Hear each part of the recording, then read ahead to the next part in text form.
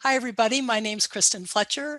I am the Programs and Engagement Manager here at the Hailey Public Library.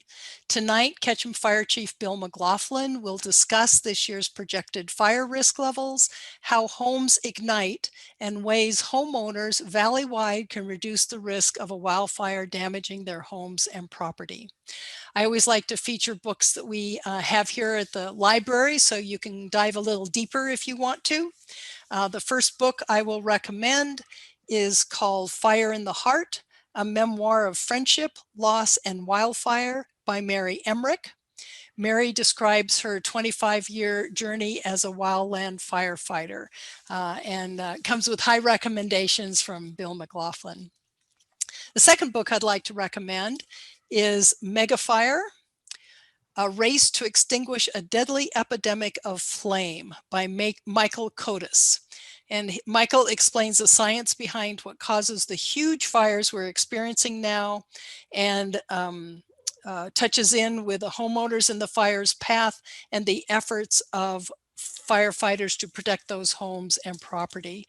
I was mentioning this book to Bill earlier tonight, and he said it comes highly, highly recommended, and actually some parts of the book feature work that he has done. So please stop by the library and check these books out.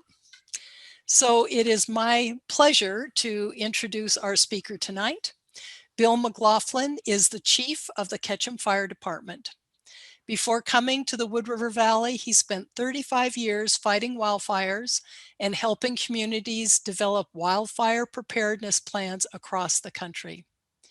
Bill is an instructor for the National Fire Academy and the National Fire Protection Association, where he teaches programs in wildfire planning and preparedness. He was the lead developer of the National Wildfire Evacuation Planning Program and the Wildland Urban Interface Codes and Standards training class. Bill has degrees in fire science, biology, and fire administration. So please give a warm virtual welcome to Fire Chief Bill McLaughlin. All right, thank you very much, and thank you for having me here this evening. Certainly a timely period for us to be looking at this particular topic. So, what I'm going to be talking about is kind of the situation that we have here in the big Wood River Valley and the communities within the valley, but it's applicable as well to basically anywhere in the area in the Western United States because of the increasing fire risk that we are seeing, really across the country. And, we can sum up the fire problem fairly simply in that, we live in a fire-prone area. So historically, all of the Western United States is what we call fire ecosystems. So prior to, people residing here and changing the nature of the environment, there always were fires and probably will be in the future as long as we, live here. So, we are familiar, of course, with a couple of the fires that have impacted the community here in the past, the Beaver Creek Fire in 2013 and the Castle Rock Fire in 2007. And I think many people know about those. There are many other fires that have been occurring as well that, people are probably not familiar with, that don't make the news quite to the same degree. So, for example, just earlier this year, we had a fire out in Indian Creek that threatened homes. And that was a relatively early fire before we got into green up. But just about every year there are fires around that we are, usually fortunate enough to stop before they become, really the major fires that threaten large communities. So as I mentioned, there's a long history of fire in America and fire particularly in the West, but not just in there, not just in the West.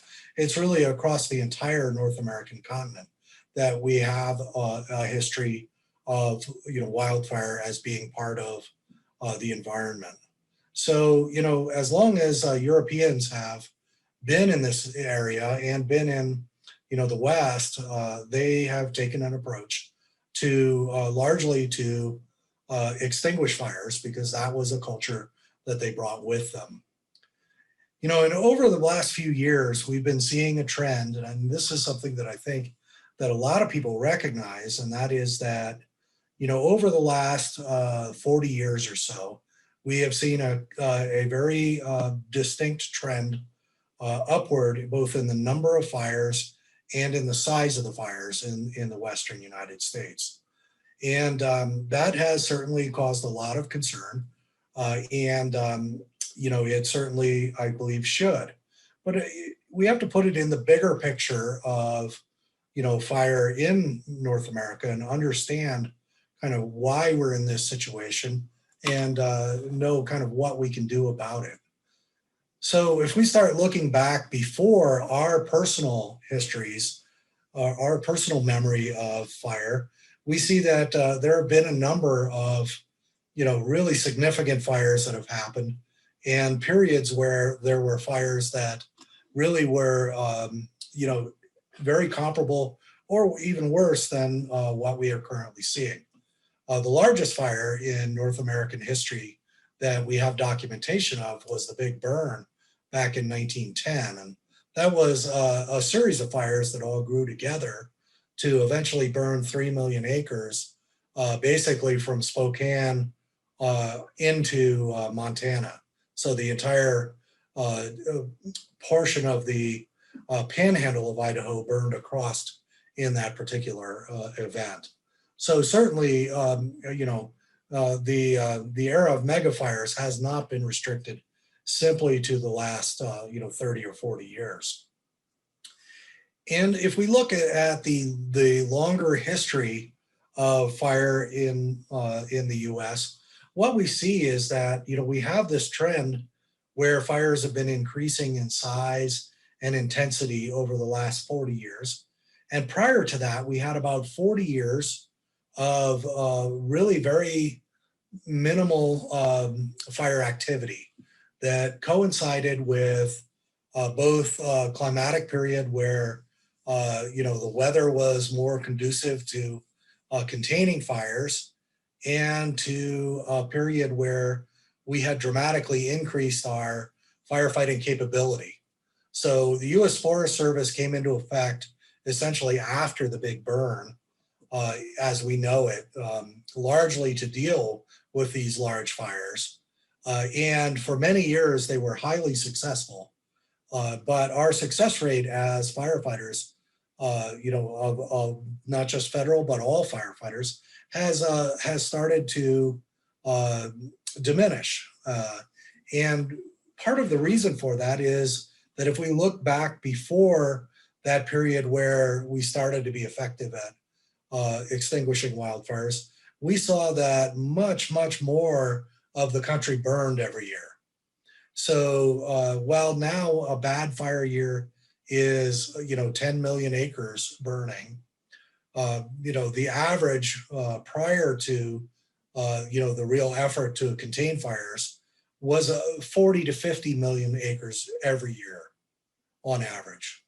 So the big difference, obviously, is that if you go back to times before 1920 or 1930, so much of the Western United States was not was either very sparsely populated or not populated at all.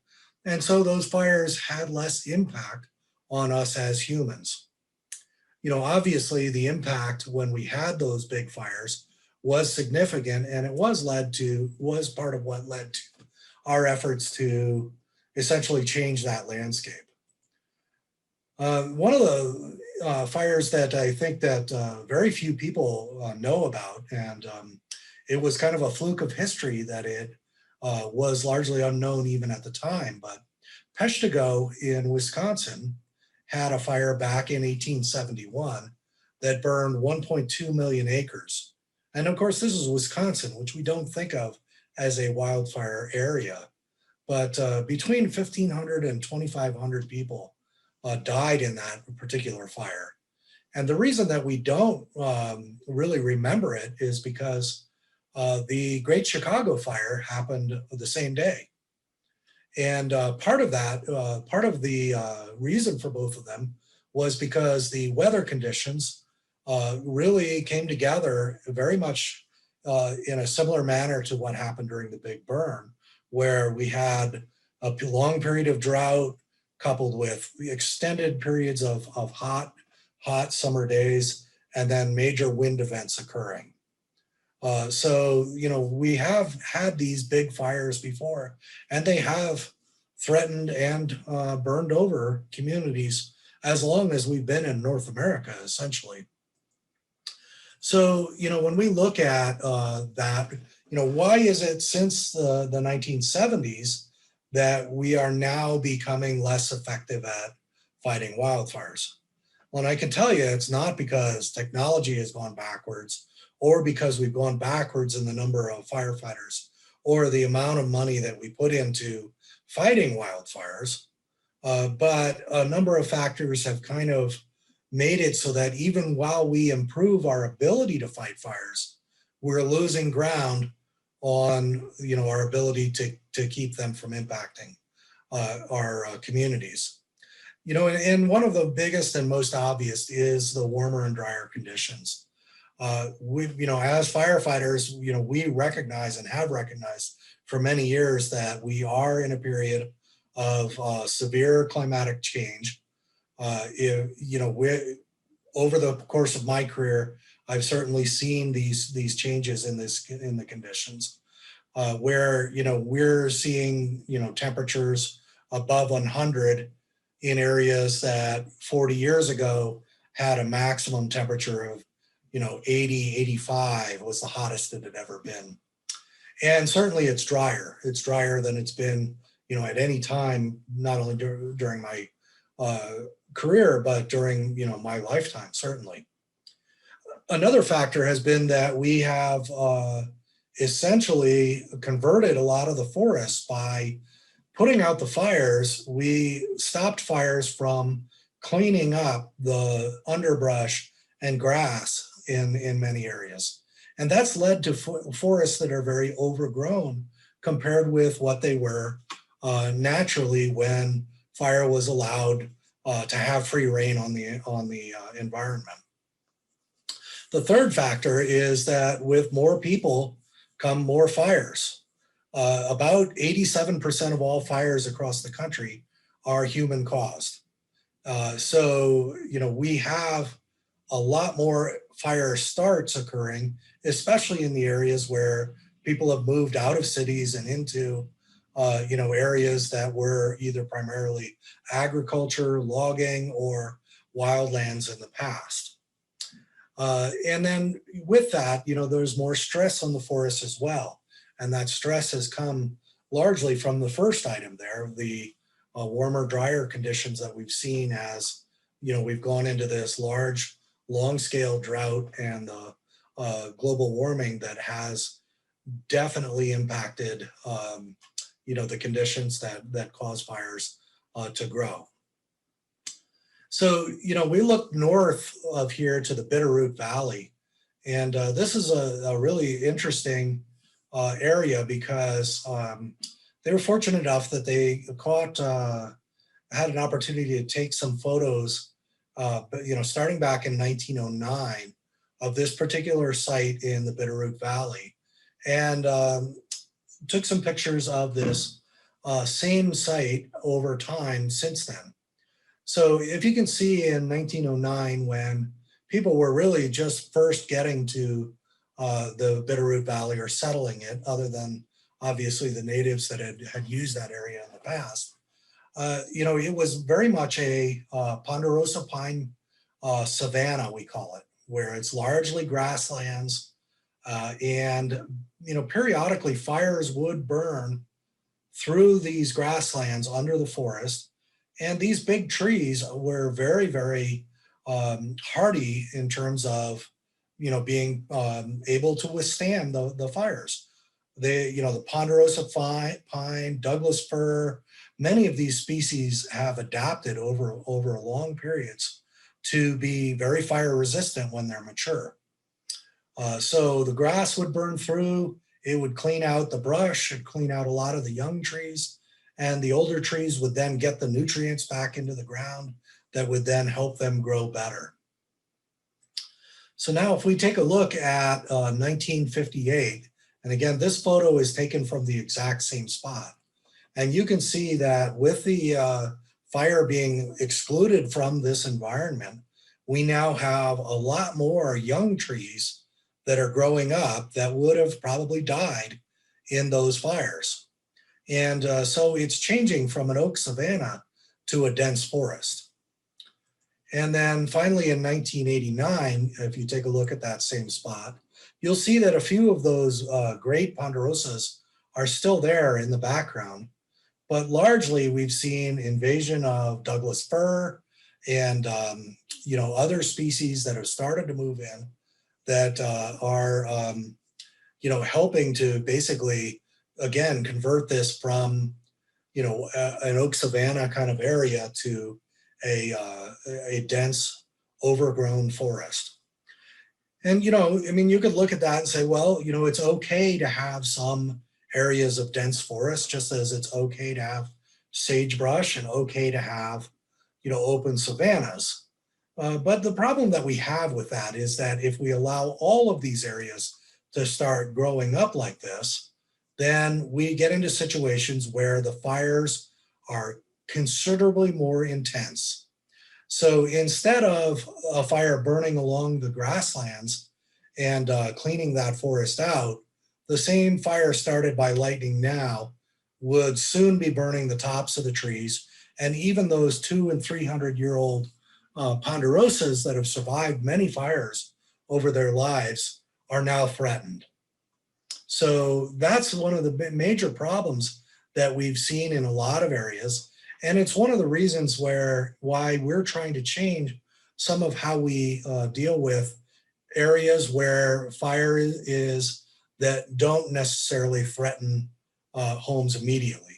Trying to do more to allow those fires to burn to natural limits and clean out some of the areas so that we have more of a mosaic instead of constant unending forests that will carry a fire, for miles at a time. So, when you look at that and you also look at our current situation, this is the current, drought map for the West. Actually, this one's a couple of weeks old now, but by and large, it's very similar to what that map has looked like for, unfortunately, several years. And it moves around a little bit every year. Some areas go in and out. But what we're seeing is that more or less the entire Western United States is now in a prolonged drought. And that, coupled with those overgrown forests and with more people camping, more people driving vehicles, more house fires, those are helping to drive the starts, which then have conditions that are much harder for us to extinguish the fires in. Along with that, obviously, what we have been seeing, particularly this year, has been a movement toward weather that is really unprecedented in the past. Last year was the hottest year on record globally and the hottest record on year in the Western United States. Right now, I would venture that June, it will likely end up being the hottest June on record for the Western United States. We are seeing temperatures in the triple digits all across the West. Even Seattle at this point is expected to get to 101, this weekend, which I don't think if you told anybody 40 years ago that Seattle would see 100 degrees, they would have laughed at you. So these things are all kind of putting together a scenario where we begin to have these wildfire disasters. And, while the number of acres and the number of fires have not really increased back to what they were historically, what has happened is that the fires are now much more intense and they're much more likely to impact humans. So, when we look at that, I mean, back, in the 1970s, across the country, we would lose an average of about 400 buildings a year to wildfires. And it was really considered a very minor piece of the fire puzzle or the fire problem across the United States. Because, back then we had a lot more house fires, started from all the other conditions that cause fires. And the interesting thing when you look at that is that, since the 1970s, the number of house fires that we've had in the country has gone down very, very dramatically. But at the same time, we can see that, by 2000, we had gone up 500% in the number of buildings lost each year, 5 times as many. But by 2010, it had doubled again. And now, in 2020, what we've been looking at on average now is we're losing 12,000 homes a year, 12,000 buildings a year to wildfires as compared to the 400 that we were seeing, back in the 1970s. So, obviously, while the fires have, again, not increased in number or size, they have certainly increased in their impact on our lives. So, this has led to this concept that, we have entered, the age of megafires. And, that is really, kind of the big picture issue that we, have to address now is how do we now live with this changing environment of fire in the United States? So at this time, if there are any questions, I would take them.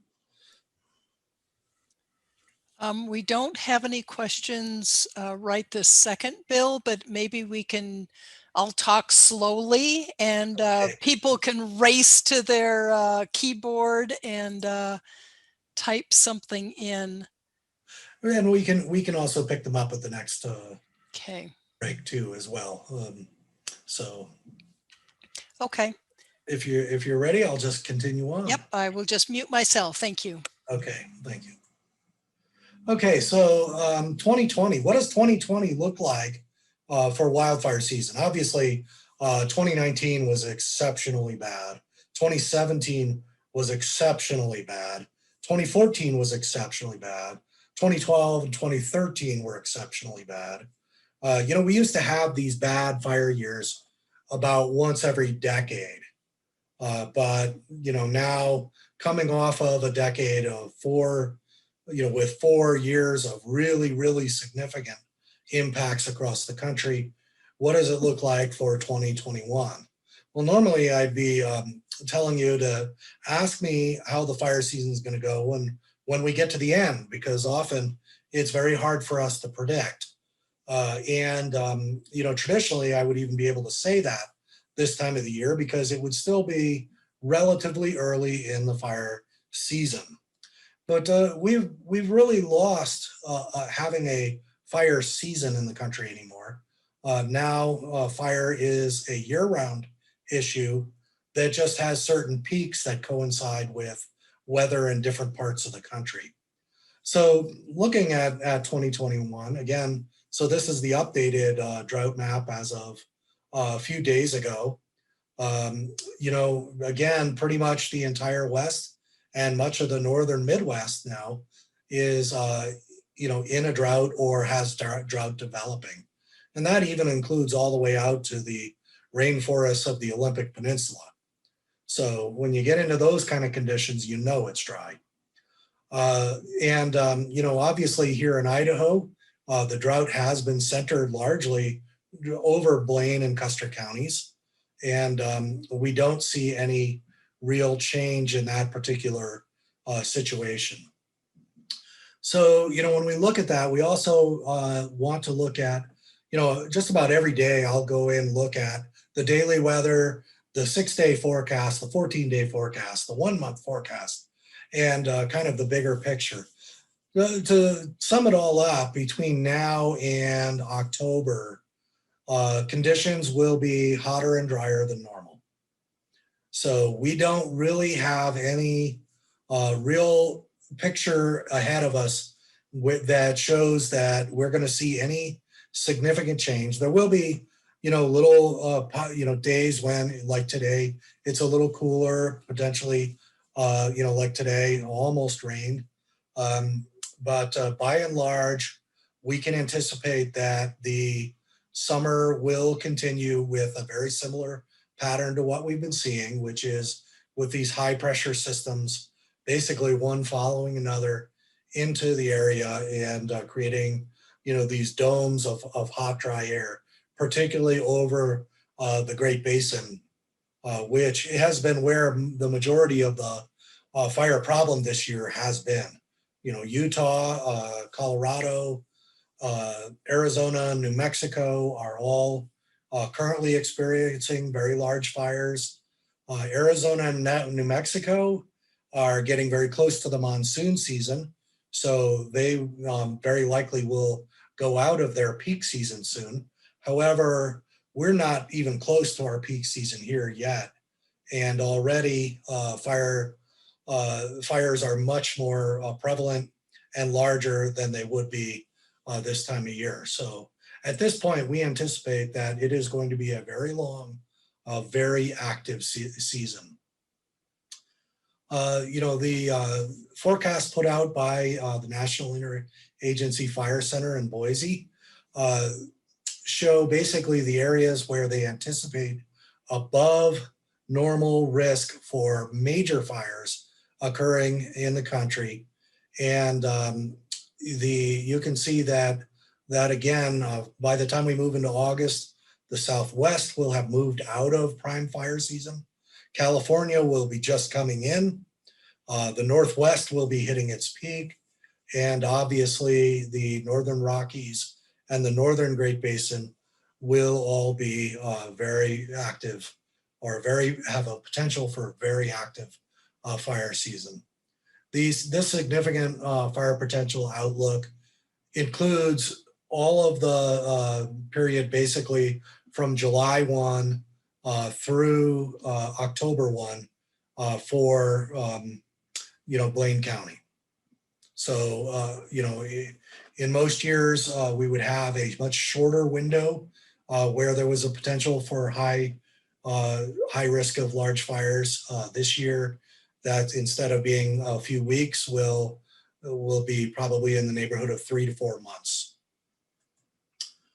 One of the other factors that really plays into how these impacts are is not just the risk of a fire, the weather conditions, or the drought in a particular area, but also the availability of helicopters and air tankers and firefighters at any given time.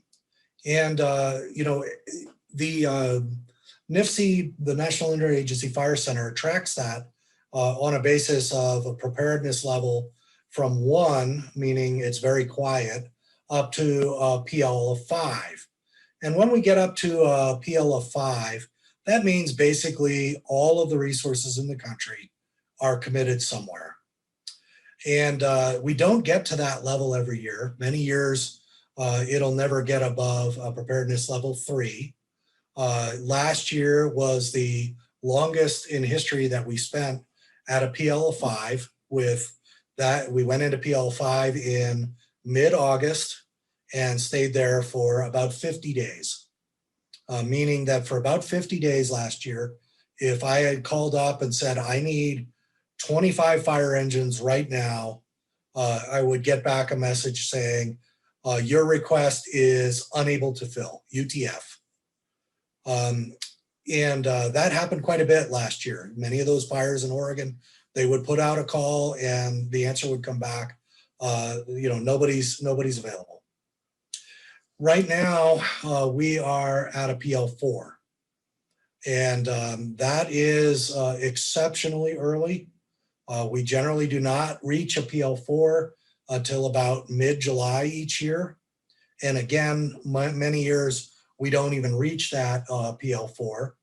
But it basically, it means right now that about 20,000 firefighters are busy across the country on fires.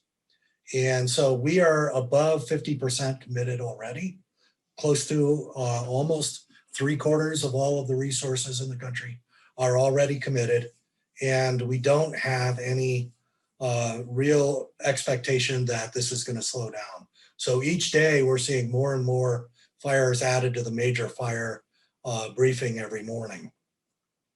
So, that we really dodged a bullet last year because we got into that late August period, and the we actually got a call in late August from the local Forest Service office, and they said, we just had another fire start up near Stanley. We had to pull the last engine up there, so you guys are on your own. There's an engine in Jerome, if you call, and the next one will probably come from Boise. So when we get to that level of commitment, we have a much more difficult time, really getting on these fires while they're still small and dealing with them. And it's not just the fire engines, but more importantly, those air tankers and helicopters, because there's a limited number of them in the country every year, and they are going to be moved to wherever they're needed. So some days you can call up and get a helicopter, and some days they'll tell you it might be 2 or 3 days before we can get one to you. So, that piece falls in whenever we get into these major events. And I think that, where we're looking at right now, that is going to be a factor this year in our ability to respond to fires. So let's talk about, kind of a scenario. If we look back to the big fires that have happened in this area, quite a number of them have started essentially the same way, which is that you get a lightning storm come through, and very often it's a day like today where, we did have some lightning move north of us, and lightning strikes and it'll hit a tree, but it's kind of cool, and a little bit of rain might fall, and that doesn't do much right away. But what can happen is, these fires will actually get in the tree or get into the ground, and then they'll just kind of smolder there. And they'll sit there sometimes for several days, and nobody really knows they're out there because they're so small and they don't put up a big column. But then, we get a hot, dry day like we're going to see next week, and, the wind kicks up, and those fires just start really burning very fast. And those kind of situations, when they occur, and we've already got a period like when the Beaver Creek fire started, where there were already many other fires that resources were committed to, means that there's a delay in getting resources. There's limited number of resources to get in and get those fires taken care of early. So that leads to the situation where we've got one of these major fires, these mega fires that are now threatening the community. So when we look at what we can do about it, there's kind of 3 tiers that we have taken over time. One of them being to prevent fires. So we say, okay, we're going to try to stop all of those human-caused fires, and then we'll only have to deal with the lightning fires. Or 2, we throw the resources at it and we stop the fires while they're small. Or the third option is that we look at ways that we can mitigate the impacts on our communities when these fires occur. So, prevention, Smokey Bear was one of the most successful ad campaigns of all time. And they did a great job with it. You see a lot less emphasis on Smokey Bear now than we did in the past, because we almost were too successful with that. again, by really trying to stop the fires or, put them out before they burned, burn the grasslands, burn the understory, we, again, allowed the forest to become unhealthy and to grow up quite a bit. And when we look at prevention, some parts of the country, prevention can be very effective in. So for example, the southeastern United States, lightning is not really a factor for starting fires there. They have an extensive amount of lightning, but it almost always comes with wet storms. Out here in this area, lightning can account for 50% of the fires that we see because so many of the storms in this area are either not accompanied by rain or by very little, or they occur, as I said, and allow, there isn't damp enough ground to for the fire to go out. So it just continues, burning for days and days out in the wilderness.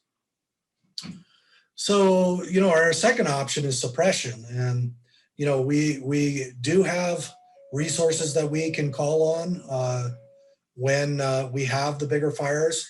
But if we are looking at just the local fire department resources in the valley, I'm going to be honest with you. When we have a house fire, it takes all of the departments sending folks to put that fire out.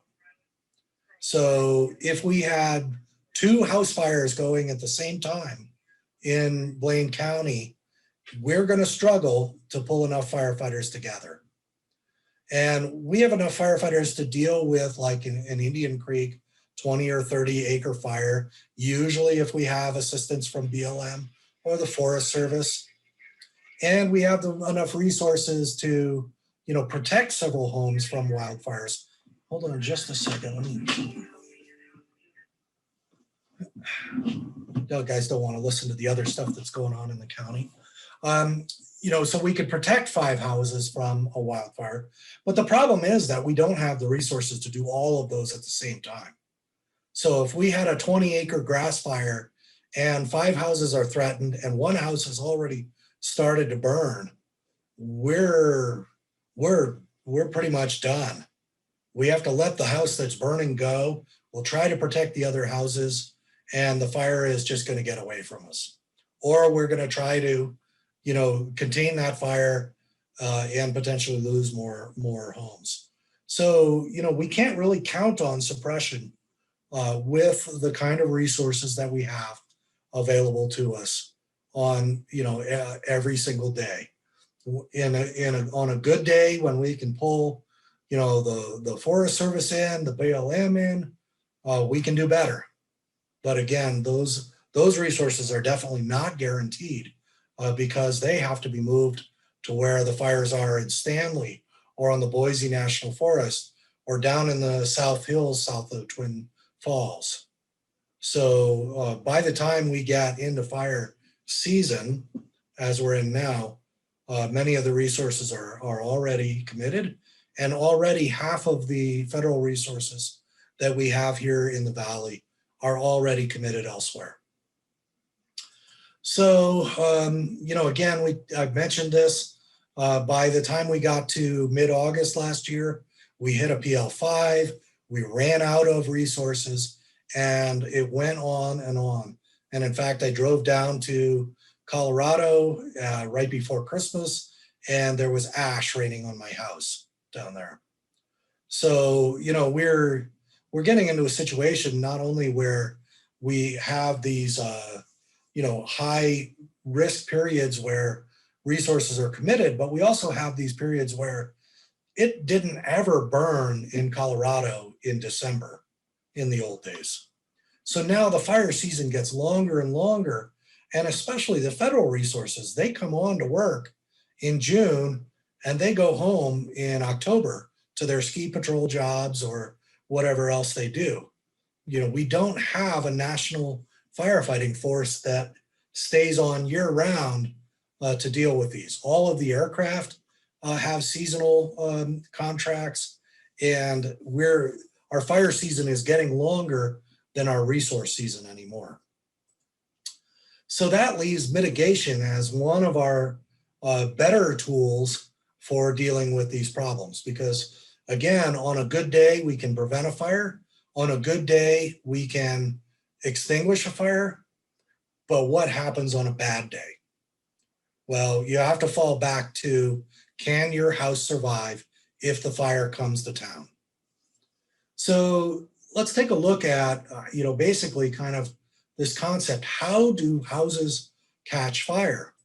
And, I think that most people have this picture that, these walls of flame come down and basically sweep into the edge of town, and any house that is built in the trees is going to, be impacted.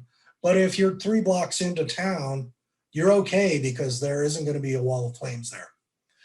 So we call that radiant heat when we have the flames impacting the homes. And that is certainly one of the ways that we have structures ignite. But, we've been looking at this for a number of years, trying to figure out, how much distance do we need from the forest for protection, and what kind of surfaces of the house, how do we build the outside of the houses so that they can withstand this heat? So, about, I guess 25 years now, we started doing these experiments with, essentially intentionally exposing houses to major fires. And, after doing that a number of times, we found that a lot of our impressions about the wave of fire were not very accurate. So for example, when we had built these structures and burned major fires up to within 30 feet of them, 10 meters or 33 feet, it was actually difficult to ignite the structure. So kind of what we came up with this is that there is actually a good formula for how far away you need to be from, major forest areas and be able to survive the fire. And what it comes down to is that, 100 feet out from the house, if the fire is burning with 100-foot tall flames, it will not produce enough radiant heat to burn the home. So what's really important to you isn't how healthy the forest is a half a mile away from you, or how dense the forest is up on Mount Baldy, or whether the forest is overgrown up near Galena. It's really what is close to your home. And kind of the rule of thumb with that is that if you're in light fuels like grass or sagebrush, then 30 feet is adequate to protect your home from this radiant heat fire. If you're on the edge of big forests, then go out 100 feet. And 100 feet is the envelope that you need to be protected from the flames of a forest fire. And if we look at that, then most of the homes in the valley are in good shape. That really isn't our problem. But it doesn't mean we don't have a problem, because, well, let's go over this first. So, when you're looking at your home, basically 30 feet out, what you want is grass, irrigated grass, rockscapes, low flammability shrubs, or other vegetation that won't carry a wildfire, either irrigated or xeriscaped, or really low cut and clean is what we call it. Beyond that, if you have a lot of land, out 100 feet or 200 feet, you do want to thin the forest and keep it healthy, not have those overgrown forests. But I'll tell you, that isn't nearly so much a factor of protecting your home as it is of protecting the forest. Because I think for everybody, you don't want to live where all the trees burn up. You want them to still be there around your home, providing shade and providing, a good habitat in the future. So when we look at trying to thin out, what we're really doing is to try to convert back to those forests where fire will be on the ground and it won't be in the treetops. and we can handle that. We as firefighters like it because when the firefighter's on the ground, we can jump out of the fire engines and go over there and put it out. When it's in the treetops, we evacuate homes and get out of the way because we can't do much about it. So one of the other ones that we have to be concerned about, and one of the reasons that everybody in our communities has to be concerned about this, is because what we have been seeing with these big fires is not this wall of burning vegetation that takes out a community. What we have is that one house on the edge ignites, and then as it's burning, it catches the next one on fire, and the next one on fire, and the next one on fire. So if you look at this particular neighborhood that burned up in the campfire in Paradise, you can actually see that the trees were not burning. So somewhere over at the end of it there, a house caught fire, and all of these houses burned down just because their neighbors caught them on fire. So when a fire burns into a community, it can burn across an entire community.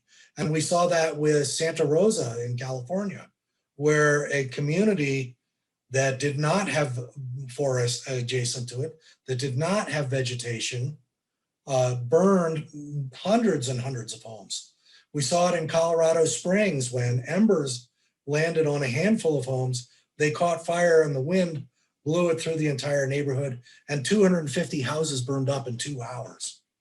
Okay, so we have to look at not just, being in the forest or on the edge of the forest, but being at risk from, our neighbors' homes and our community at large. And the other piece that we have to be concerned about, and one that I think most people don't really think about, is embers. So what happens when we get these big wildfires is that, as this vegetation is burning, the wind is blowing all of these burning bits out in front of it. And we get what we call massive ember storms blowing ahead of the fire. And when you're when you're out there fighting these fires, it literally can be like a blizzard of burning debris raining down. And that becomes the biggest problem that puts our communities and our homes at risk, much more so than the big trees burning. It's these embers. So hopefully this is going to work here. I'm going to show just a part of this video that demonstrates what happens when embers hit various parts of a building. And these guys have a pretty cool job because they build houses and then just see if they can burn them down. And I guess you got to be a geeky firefighter to say, wow, I'd do that, but here we have it. So what they have done here is they literally built a house inside of a massive warehouse and put it on a turntable so they could spin it around and blow embers at it from every direction. And they built it out of a variety of different materials so that we could see what happens when these embers land on different types of construction. So they load these furnaces up with a bunch of bark mulch, basically like beauty bark. They light them on fire, and then they blow them with big fans to see what happens to.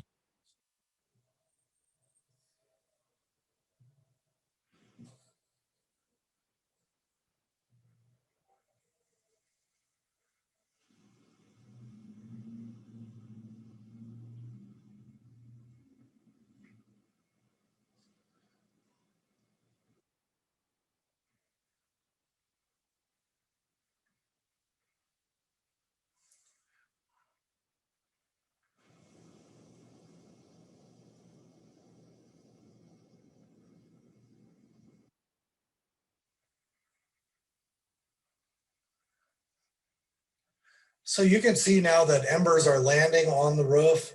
They're landing in the beauty bark around the base of the home. They're blowing up against the screens on the windows, and they're starting to accumulate where the wind blows them.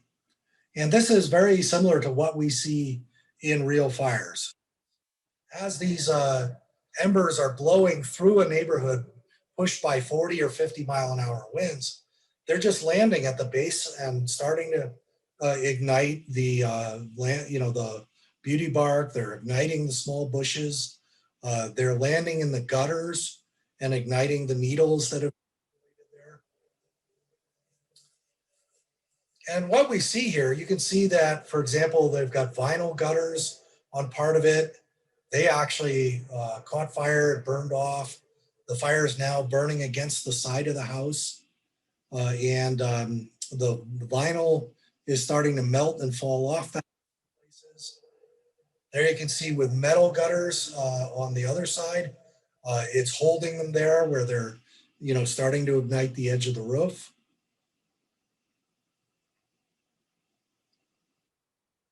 And now the fire has really caught that house to the point where if we had a house like this in the middle of an ember storm into town and we drove up with a fire engine, we would probably write it off because it's already so far gone that we would be likely hard pressed to get it to stop. So some of the things that we are concerned about here are any places that embers can get inside the house.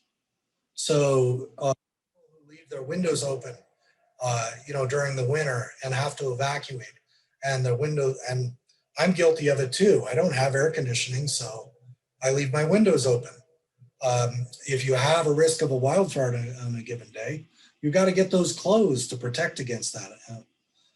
Here, the vents on the house. And up until a few years ago, we allowed large mesh screening on those vents. And you can see that the embers just blow right through that. We have amended the codes here in Ketchum so that you now have to put 1/8-inch mesh on any new screen. And certainly we'd want to retrofit any home that had that larger screening as well. So here we have fiberglass mesh screening on this window, which obviously didn't stand up to the heat. And again, the embers were starting to blow into it. So, obviously that gives us a lot of indication about how we should look at our homes and what we can do in looking at them to kind of understand where our risks are. So, when we look at Ember Ignition, here you can see another example of a fire that's burning on the ground. It's not burning in the treetops, but embers blew up onto a wood shake roof and ignited it. And wood shake roofs are the #1 problem. And we still have some around here. They're not allowed anymore by code, but that is a kind of a must-do retrofit because embers from a mile away can ignite a wood shake roof. And for the rest of us, that's a problem because once that house burns, again, it starts to become a threat to all the homes around it. That often leads to these urban fires. Again, here you can see same thing happened. An ember storm blew into this neighborhood, ignited not every home, but a significant number of them just from the embers landing there. And then the rest were lost because of the structure to structure ignition. And again, we can tell that because this particular neighborhood in the Santa Rosa area, you can see again that the trees that were there were all well irrigated and they didn't burn. They're probably all going to die from the heat, but they didn't contribute to the fire. So it wasn't vegetation. We have roads here. Most of these homes had rock xeriscape landscaping. So it was the embers and the structure to structure ignition that caused this urban disaster to occur. So again, combustible roofing is the biggest vulnerability. The other thing that we look at is the, kind of the base of walls. So Here we have a shake shingle, siding on this house.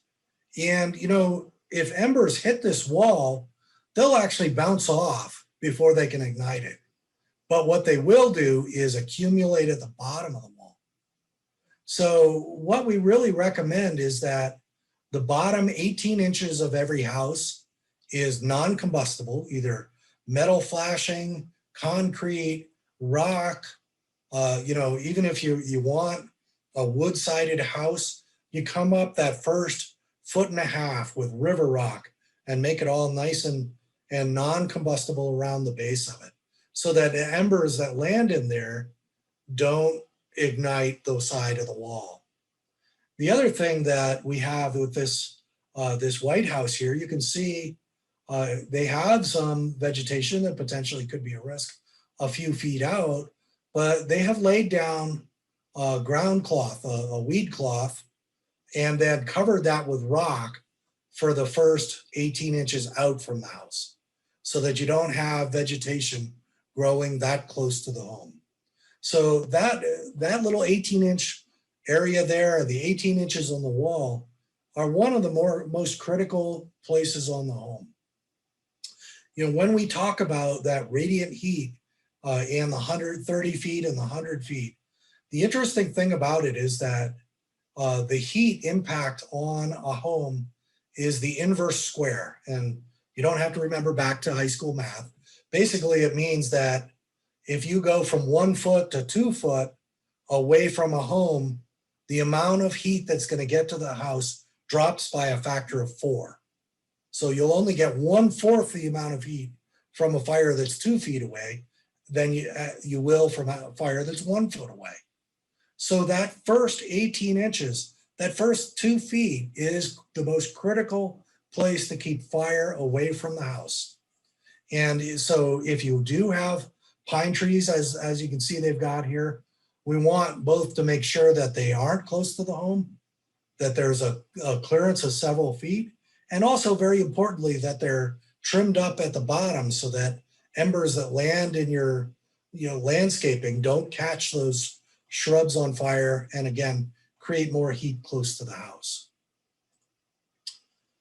This, to me, I have seen enough of these homes that have been built this way where you're taking a really kind of a very difficult situation and making it even worse. So here we've got a wood deck, and underneath the deck is a lot of open area that can accumulate pine needles and all kinds of debris. And then you put very flammable wood around it. And not only that, once that's there, you can no longer rake out those pine needles from under your deck. So if you get a situation like that where you are adding any wood to the ground around your home, you're really adding a place for that fire to get a good foothold and spread. The interesting thing with decks is that a lot of our experiments have found that if we drop embers on the top of a deck, they don't do a very good job igniting it. So it's kind of like trying to hold a match to a piece of firewood. It doesn't work really well. But if you put the fire underneath and give it some kindling, then the next thing you know, you've got fire starting to burn. So here in this particular one, you can see where embers landed, and they got into the cracks between the wood, and they got into the cracks along the base of the wall where there was a little bit of a gap and pine needles started to fall in there. So anything like that, where those embers can land on a nice little, what we call a receptive fuel bed, they're going to ignite, and that fire, even though it starts out as a very small, smoldering fire, will eventually burn the house down. Okay. In this particular situation, they were lucky enough that firefighters did get there and extinguish it while it was still, had not burned, enough to get the house going. So, what we do recommend with decks is that, steel decks are much safer. We've got examples here showing steel and also both fiberglass and the recycled plastic like Trex or any of those materials. Believe it or not, those plastic materials are much more resistant to fire than redwood or pine is. So we prefer those to wooden decks. The one exception you can see here, the one wooden deck that's shown is actually made out of a Brazilian hardwood that is almost impossible to light on fire. And it's gotten fairly popular for decks. The downside of it is that it's a rainforest wood. So I can't really recommend it on that respect to use. So either stone patios, metal decks, concrete decks, or synthetics are really, really preferred there. Here you can see an example. You can see quite a bit of pine straw. There's, accumulation underneath the deck, but also you look over here to the crawl space, and we've got a crawl space with, large screening on it. And, those vents were put in so that you could get a good airflow through the house and have been required by code for many years to have them to keep the house from rotting. But the downside is that if that's a 1/4-inch screen, then embers are going to blow in very easily and accumulate underneath the house in the crawl space, where obviously that's not a good place to put fire. So retrofitting those kind of openings with finer screen mesh is definitely encouraged. The other thing to look at with this is if you look on the deck, you can see, that there's quite a bit of stuff accumulated there. And that anything that's out on your deck, like rattan furniture with cloth cushions, becomes a receptacle for those embers. So embers land on that wicker furniture. They land in the cushions, they start that on fire, that starts burning, and then it spreads to the home. So a lot of this is also just housekeeping. You don't want firewood stored underneath your deck or on your deck in the summertime. You want, if you are going to have furniture out there, to either be prepared to take that inside or have it somehow protected in the event of an ember storm, or if you have to leave, move that into a garage or somewhere where it won't be exposed when you're not home. One of the unfortunate things that we found with a number of these fires is that very often, people have an idea that they're going to take care of a bunch of this stuff last minute before a fire.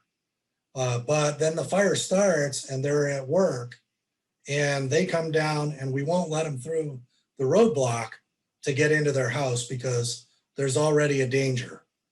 So at that point, it may be too late to take care of, cleaning up around the house. So it's something that you should go home and look at, on a day when you're not threatened by the fire, and make those decisions about, moving stuff out of the way or cleaning up and keeping everything tidy so that you don't have, things catching on fire by the home.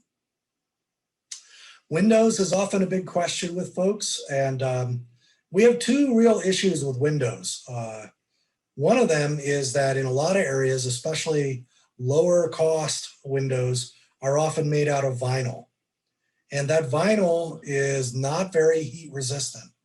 So it only has to get up to about 200 degrees and the vinyl will literally melt and the windows fall out, creating an opening into the house, okay? Other types of windows, the plate glass windows, annealed glass we call it, is also not very fire resistant. So it will break and open up into your home long before your wood siding starts to burn. The most important thing I'd say about that is to make sure that you don't have bushes underneath windows that could catch fire and put a lot of heat right in front of it, because then that window breaks and the heat is right there and the embers are going in the house. New codes now, all of the windows have to be built with, either wood casings, aluminum covered wood casings, or aluminum over foam. And all exterior windows now have to be the safety glass, the tempered glass, like you have in your, car windows, or they put in high-rise buildings. That type of glass is much more resistant to fire than the older plate glass. So if you do get around to replacing windows in a house, do make sure that it's tempered glass with an appropriate sash. Because again, that's one of the issues that we've seen with a number of fires is the windows breaking.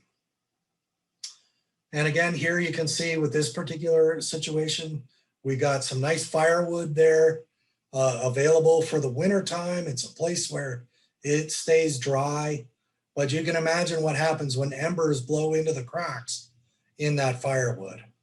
And it's not really a good use of firefighters' time to have to sit there and move 3 or 4 cords of firewood at everybody's house to protect them, instead of being out fighting the fire. So, we do ask that people look at those things around your house, and if it burns, move it away and keep it away, at least until, we get into the fall when you might need that firewood again. So any questions on that at this point? We got one more section to cover that's a little okay. We have a couple of questions. Can you hear me okay? I can. Okay. We have a couple of questions about watering lawns and saving water and that sort of thing, but I don't know if you're going to be talking about that in the next segment. Not in particular. Okay. So here are the questions. Okay. Trish and Owen ask, we live in Hailey in a house with a garden. What precautions do we need to take to keep our home safe? And here's a follow-up question. Should we be soaking our lawns and gardens to keep them damp, or should we turn off our sprinklers to save water? And then here's a third question. It's all kind of theme related. In the context of the drought and depleted water sources, how will we be able to combat fires for example, with ponds? Also, it feels as though it's not if our valley will be threatened again, but when. Are we all just on standby now, holding our collective breath for the next big one? What should we be doing now to prepare for evacuation? So that third question didn't quite tie in with the lawn and the drought, but it's obviously on people's minds. Sure. So the third one, I think we're going to cover a little bit here in the next section. Okay. For the other questions, to start with, in terms of preparation, I think I pointed out a few things there. And, if you want someone to come take a look at your house, that's something that we provide. I can't speak for all of the fire departments in the valley, and particularly as we're getting very busier and busier, it's tough to wait until the fire season to ask those questions. But that would be one source of kind of information about that. You can also go to, for example, the Firewise website, and where they provide a lot of similar advice to what we've been talking about. As far as lawns go, I think that, irrigated lawns are safer than dry lawns. That said, if you have your grass cut short, even if it turns brown and dies in the summertime, 2-inch tall grass is only going to make a 3-inch tall fire. So it's going to have very little impact on the risk to your home. Again, as long as you've got that 2 feet right against the house where you've removed that kind of vegetation that comes up against it. So, I can't answer for everybody on their personal decisions about water conservation, but I can say if you do choose to, mow and allow to go dry, or as they do in some areas, even dye it green so it still looks like a lawn. As long as it's mowed short, it really isn't a threat. The bigger threat will be, sagebrush or landscaping that has a lot of dead leaves in it, or bushes that are very close to a house. So those are the things that you really need to take a look at. And of course, if you do have trees in your yard, you do want to also kind of clean out the lower branches so that any fire on the ground doesn't get up into your trees. So I think that kind of covered the irrigation question. We do have one question about livestock and your historical curves, but it's not apropos right now, so we'll just hold that question until the end of your presentation. Okay. And the other one was about ponds and the availability of water. That is becoming more of an issue because obviously as water levels drop and reservoirs are running out of water, obviously that's one of our main sources, particularly for the helicopters. And I know that people have discussed some efforts long-term to build more dedicated, water sources for helicopters. And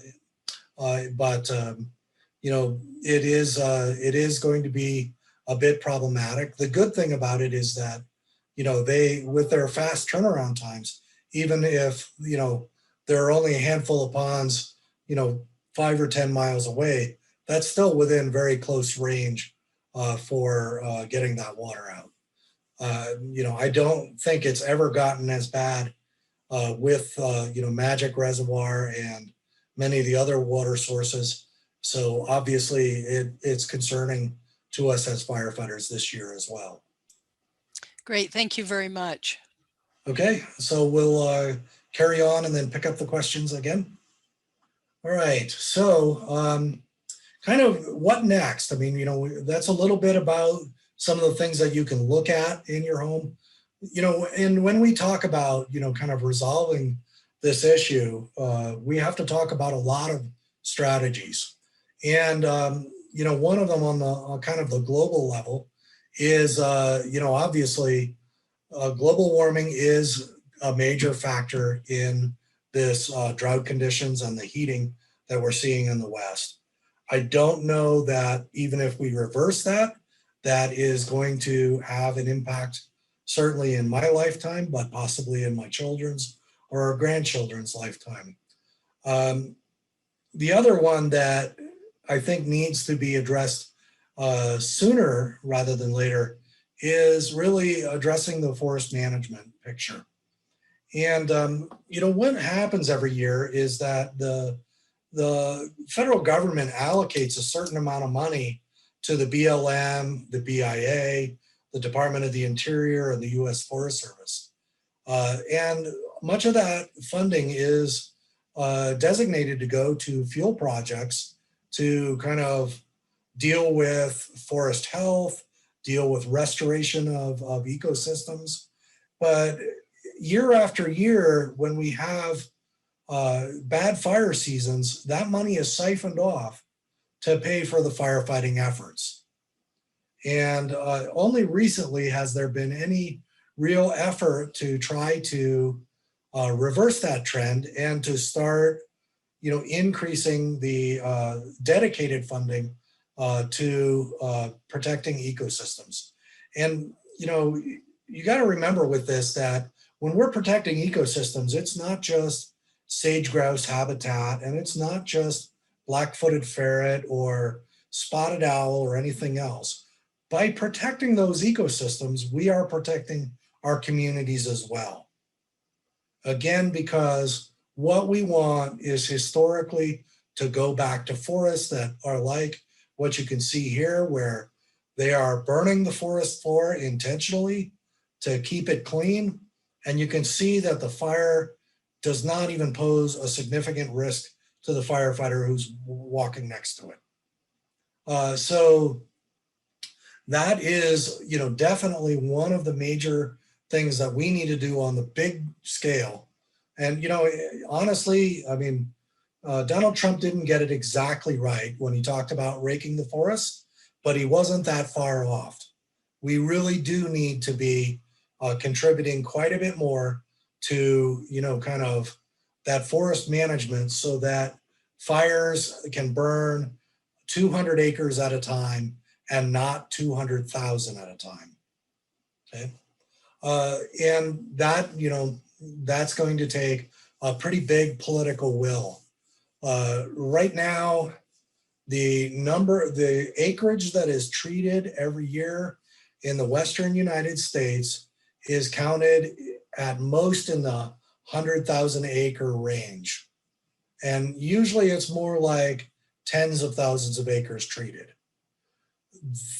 We need to be getting back to the 40 million acres a year number to reverse the 60 years, 80 years of fire suppression that we've had, and to restore it back to fires that can burn up to the edge of towns, low intensity without risk of major urban disasters. On a regional level, we've worked on trying to improve our codes, build our buildings better. A lot of the fire codes in the country were developed to deal with fires that start on the inside of the house and to keep them from, spreading through the house, causing deaths and, burning the house down. And we've done a remarkable job with that. So, when we look at, for example, Ketchum last year had 2 house fires in the entire year, and both were relatively small. The interesting thing about it is that one of those 2 started from outside the house and tried to burn in, because our codes didn't keep up with fires that impact a structure from outside. And that's why some of the things that we've talked about, better screening on vents, non-flammable materials at the base of walls, using less flammable wall materials, those things are, now designed to stop fires from burning into the house from the outside. So that's kind of our local push here lately. And that, along with that, that also means that, we look at codes that say you've got to keep a 30-foot spacing to, continuous tree cover around the home. You need to make sure that, the first 30 feet is either lawn, rockscape, pavers, patios, or other material that doesn't spread fire well. And along with that, the next piece that I think that has to happen is that we need to be better educating the people who design, build, and maintain our homes, particularly here in communities where very often many of the homes are not even homeowner, residing in them, but they are being maintained by folks who, if they're well educated on reducing that fire risk, can basically help all of us by helping reduce that risk of the first, home or the second home or the third home catching fire in one of these fires. Okay. On a local level, as I mentioned, I'm certainly willing to come out and take a look and provide assistance in advice in what to do. And my hope is actually sometime this summer to put on the NFPA course on how to basically do those assessments for other people. So we'll be looking at trying to recruit some folks to become educated to be able to help other people, either folks in the fire service or folks who have an interest in this and would want to, kind of become good advisors on fire prevention around the home. Then, obviously the other thing that, is a do it today thing, and that is really looking around the house, getting needles away, getting leaf litter away, cleaning your gutters, screening your vents, moving flammable material away from the home, and, kind of taking those steps towards reducing that impact of ember storm on homes. Another step that I would advise taking is that we really want to see more people get signed up for notifications. Over the course of the last 10 years that I was living in Colorado, on average, I pulled an evacuation for a wildfire 6 times each year.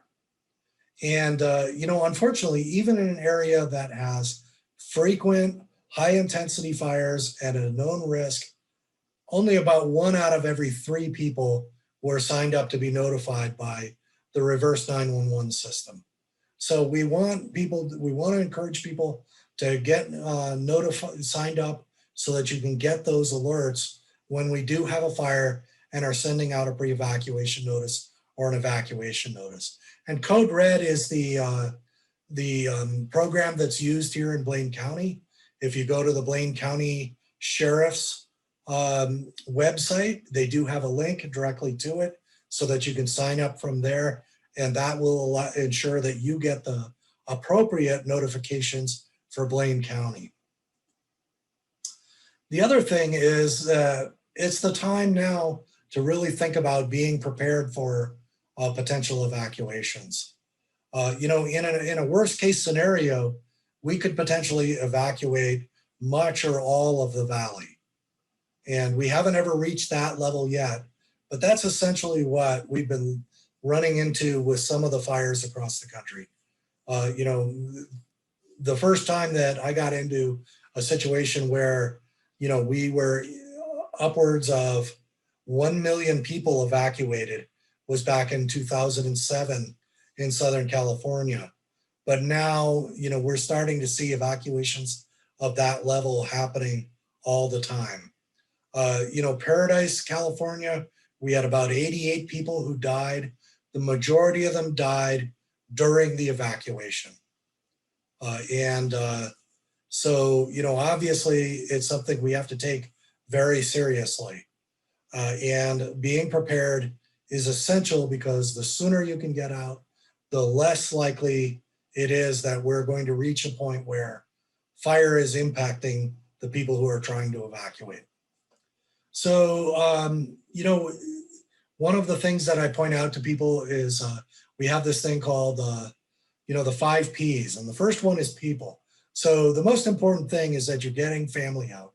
And as you think about it, if you have, for example, children that might be at home, or people who are not able to evacuate on their own, people are home health care folks, then start making plans now for how you're going to address that situation if there's a sudden evacuation. How are you going to arrange to get your family members out? And the second most important thing to almost everybody, especially here in puppy heaven, Blaine County, is how are you going to get your pets out? I could say that we get lots and lots of phone calls after we start an evacuation saying, Fluffy is at my house, you can't get back in. How can we deal with that? So a couple of things I'd recommend with that. First off is get yourself, your pet evacuation kit put together. So, my example for this is my wife's cat. I'll tell you right now that in terms of evacuation, my wife puts the cat ahead of me. So, if I ever were to not evacuate that cat, I probably would not get a chance to go back home again afterward. So during the fire season, the kennel is actually moved down and it's kept by the front door and ready to go with a little kit with food and water. So that it's not going to take me, 2 hours digging through the garage to try to find a kennel and get them going. The other thing that we did, down in Colorado in particular, was that we had a joint agreement with all the neighbors on our street. Everybody knew who had pets, and we had agreements to evacuate each other's pets. And, it was something that we put together as a community plan in that area to, really ensure that, we had that, that ability, because many of my neighbors worked in the Denver area 45 minutes away, and they were not going to be able to come back in the middle of the afternoon in time to evacuate those pets. So, the plan was that everybody's pet went in a kennel. They all went in the back of the pickup truck, and one person would take them out and make the phone calls when they got outside the area. The other things that we really encourage people to look at is, the stuff that you find in your life, essential for daily living or essential in the long term. And with the change from, people having, paper photos to online photos, that's slowly moving off the list, but it's still, for example, for me, I've got boxes and boxes of old family photos that I mean to scan in, and I still haven't gotten it done. But those are pretty high on my list. But whatever it is for you, think about the important things that you need if all of a sudden you're out of your house for the next 2 weeks. What do you need to stay alive? And what do you need, absolutely have to have if your house does burn down? And get those ready and have a plan for getting them out of the house as well. And then also think about the situation you've got, like we had in San Diego back in 2007. For many years before that, there was always this thing, well, we'll just drive out of the area and get a hotel room. Well, when you get to the point where you're evacuating so many people that hotel rooms, the nearest hotel rooms start to be available in Oregon or Utah, then you might think about what alternatives you're going to have in terms of if you have to sleep in the car or camp or anything like that. And that kind of stuff I personally keep in the back of my car all the time. So, we're always set up so that even if we don't get back to the house, we've got water, we've got some, basic 24 hours worth of food supplies, we've got sleeping bags, and we can make do until we can make better arrangements. So those are kind of some of the things that I would probably prioritize for people to look at doing now at this point ahead of this particular fire season. So that kind of is what I've got for this evening. And I would take more questions at this time. Well, let me circle back to ask that one. It was when you were talking about the historical curves, and Sure. I'll just read it, and John may want to jump in and clarify. So he asks, please speak about the effect of livestock, about how it had an effect on those historical curves, and as a way of mitigation. So it's an interesting topic and one that's been studied pretty extensively, because there have been both good and bad impacts from grazing.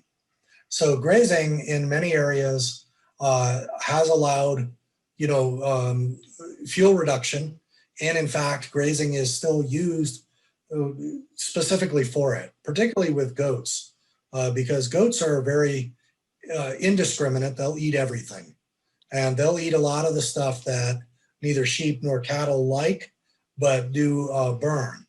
So grazing is still utilized very heavily as a tool to reduce fire risk. And when it is done, very thoughtfully, it has had very good effects. There have been some downsides to it, and one of them has been like the introduction of cheatgrass into the Great Basin. So, the Great Basin has slowly been seeing more and more cheatgrass growing instead of the native grasses. And it's an invasive species from Asia that unfortunately is, it's an annual that cures out very early on and is very prone to burning, and it reseeds well after fire. So there have been quite a bit of efforts to try to take care of some of those damages that have been done. And obviously, when you see the signs, for example, that you know, when you're going into the forest that say, you know, weed-free straw or hay required, you know, there's efforts now to stop the spread of noxious weeds that can, you know, impact not only fire but the rest of the ecosystem as well. But again, I'd say that, you know, grazing should be looked at as, you know, one of the bigger tools that we can have to help improve forest health in the long term where it is appropriate. Great, thank you very much. That is the only question at this point. I'm going to wait just a second to see if Okay. anything else pops up. I don't see any furious typing. So Bill, I just want to thank you so much. That was an extraordinary presentation. It was incredibly comprehensive and direct, and your images certainly carried, your images and graphics certainly carried the story that you were telling us. So thank you very much for your time, and thank you very much for your long career in this. And this talk will be archived on our website within the next couple of days, so it'll be available for anyone to watch it again, or to share with neighbors and friends. So thank you for addressing this very timely topic. Well, thank you for having me, and certainly I am more than happy to answer any questions in the future that people might have or provide any advice. Great. Several people emailing or chatting. Thank you very much. Very informative. So thank you. And everyone, thank you for joining us tonight, and have a lovely evening, and get out your rakes and get after those pine needles. All right. Take care. Bye-bye.